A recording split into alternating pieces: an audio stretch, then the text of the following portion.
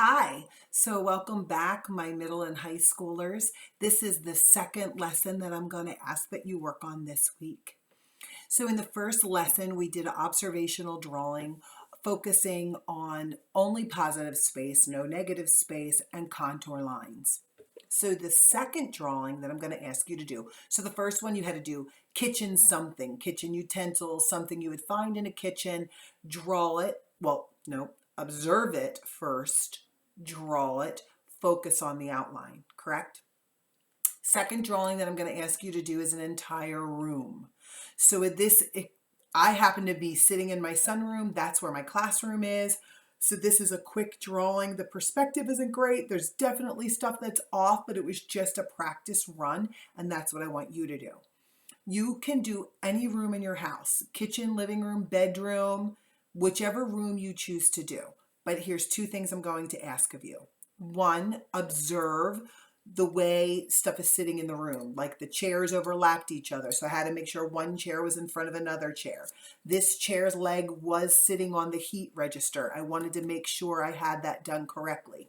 There's a tree outside the window. I wanted to make sure that was there. So this time you're not just looking at one object. You're looking at how one object relates to every other object around it, and so on. So that if you have a window, you're drawing what's outside the window. In this drawing, you're doing everything, positive and negative space.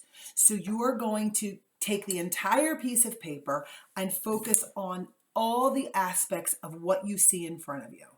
You could be as detailed as you like. I focused mainly on the furniture.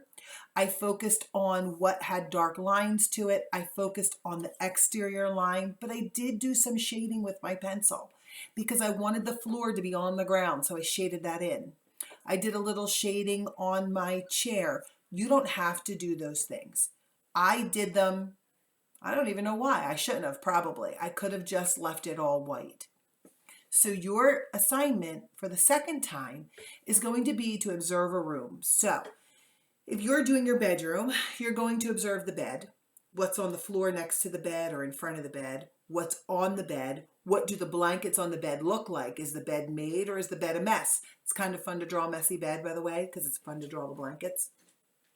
Is there a window near the bed? What's on the wall behind the bed? Do you have posters? Do you have a shelf? Do you have a light? Do you have a light switch? Is there a plug in the wall? Those are the things I'm going to be looking for on the second drawing. So the second drawing is going to encompass more of a space. My perspective, meaning how things sit, it's a little wonky. Yours is going to be wonky the first time. That's okay. We're not talking about 1 point perspective right now. We're just talking about learning how to see a room or learning how to observe. I'm not really interested as much in how good the drawing looks as much as I'm interested in your brain and your eyes looking at everything in relationship to something else. An artist knows how to observe. That's what we do. We observe objects, we observe life, we observe situations, we observe color, we observe all those things with our eyes, and we take it into our brain and we push it out of our hands. And so my goal for you is to learn how to see. You can do 5 rooms in your house if you want to. You could do 5 drawings. The more the better. I love that idea.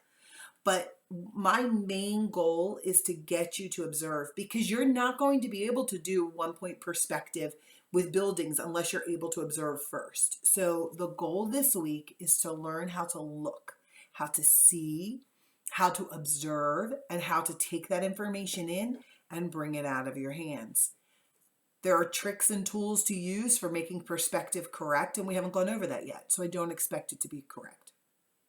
However, I would love to see what you are going to do. So again, my Facebook is Michelle Moffett Jones, Moffett Jones. You can friend me and then show me your work. You can tag it on my wall. If you have my number, you can text me. You can message me and I can send you my number so that you can text me and we can go back and forth and talk about your drawings. We can even do FaceTime together. That's fine with me. I would love that. So you have 2 assignments this week.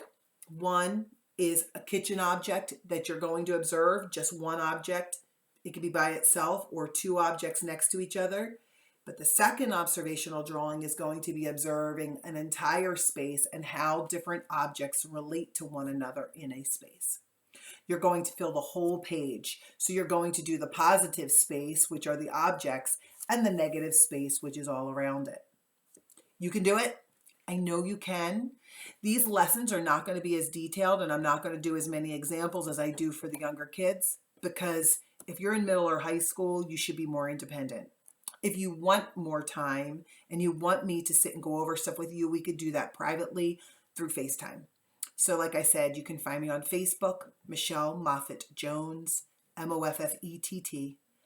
Private message me, and then I can send you my number and we can talk about it. Okay, so guys, good luck, my Kipsters. I hope you do well. And if you're not from Kip and you're going to do this anyway, I also hope you do well.